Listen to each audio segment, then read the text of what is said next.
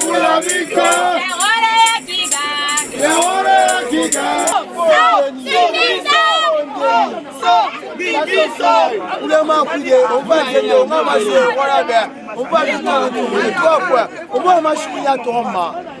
Leur rivalité est historique. Leur confrontation va au-delà d'une question de 3 points.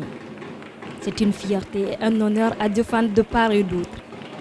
Ce dimanche 10 mars 2024, direction du Breka pour l'acte 1 du Classico de la saison.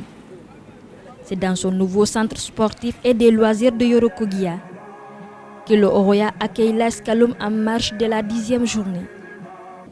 10 minutes auront suffi pour sceller le sort de la rencontre. Sur un coup franc provoqué par Jules Keita, Mohamed Lamine Camara profite du mauvais placement du maillot rouge et du retard de Moussa Camara pour offrir ses classicos aux visiteurs. L'AS Kaloum va subir et même souffrir par moments, mais réussit à garder le score. Non, mais je ne suis pas satisfait, d'autant plus qu'il y a certains joueurs. Il n'a rien à dire. Les joueurs, il y a certains joueurs qui sont sur leur premier match. Et si je prends le cas de Maldini et puis Zeko, Jules Keita, c'est son deuxième match. Mais moi, je pense bien que, comme vous l'avez si bien dit, un derby, c'est comme une coupe nationale. La coupe nationale, elle ne se joue pas, elle se gagne.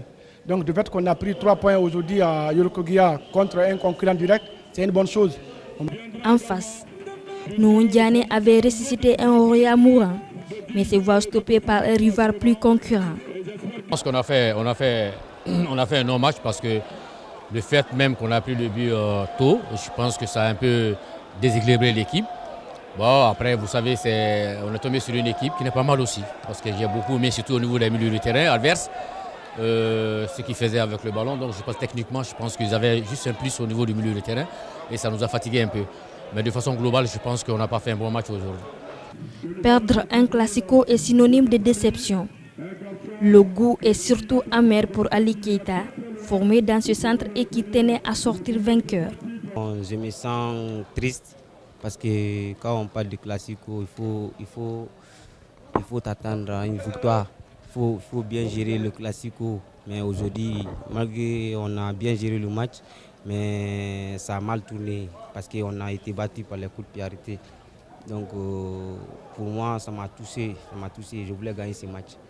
Et puis c'était le premier classico ici à Yorokogia. On voulait tout donner pour le public, mais hélas. Oroya AS Kaloum, c'est la rencontre des 2 clubs les plus titrés du pays. Mais ce choc ne fait plus rêver et ne mobilise plus depuis plusieurs années. Ni le palmarès, encore moins la popularité des deux, n'a permis de remplir les 15 000 places du stade de Yorokogia.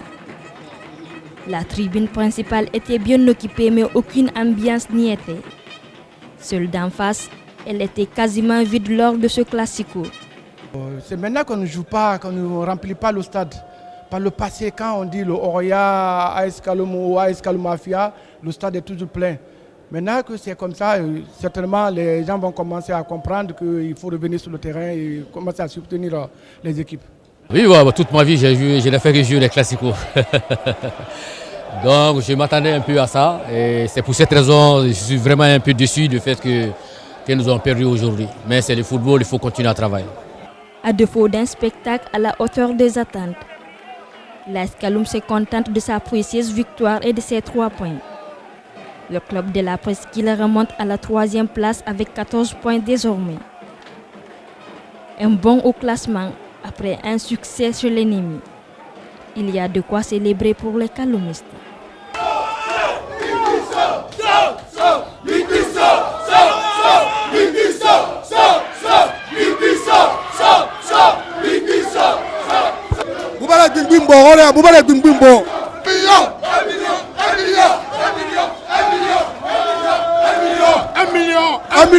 Un million.